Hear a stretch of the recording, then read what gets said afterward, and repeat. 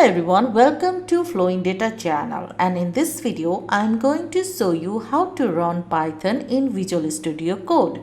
So at first you need to install both Python and Visual Studio Code in your computer, okay? And if you need any guidance in how to install Python, then there is a link in our description below of this video. You can go there and you can learn how to install Python in Windows 10, okay? So let's begin this video. So you can see here, when you open the Visual Studio Code, you will see this thing, okay? And in the right side you can see no folder opened. So click that.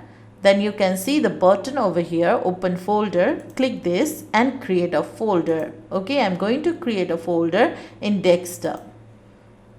So I'm going to give the name projects, okay? Now I will select folder, okay? So now after selecting the folder, you can see the projects folder name over here. Now you can see here the option new file, okay, plus there is plus sign. So click this, then you see here. Now just type the name of the file. So I'm going to write flowindata.py. So this is my Python file. Py is the extension of Python. Now you can see in the right down here, you can see, do you want to install the recommended extension for Python? Yes, you need to install it, okay? So click the install and the installing process will go on. So now you can see it is installed successfully. Now after this, let's install another extension, okay? Go to run and you can see here install additional debuggers. So here we are going to write code runner, okay? So when you write code runner, so you can see here this is code runner, okay? Just install it. So this code runner actually makes your work easier, okay? So that's why we use it. So it is installed successfully. So let's close this and now let's print out something, okay?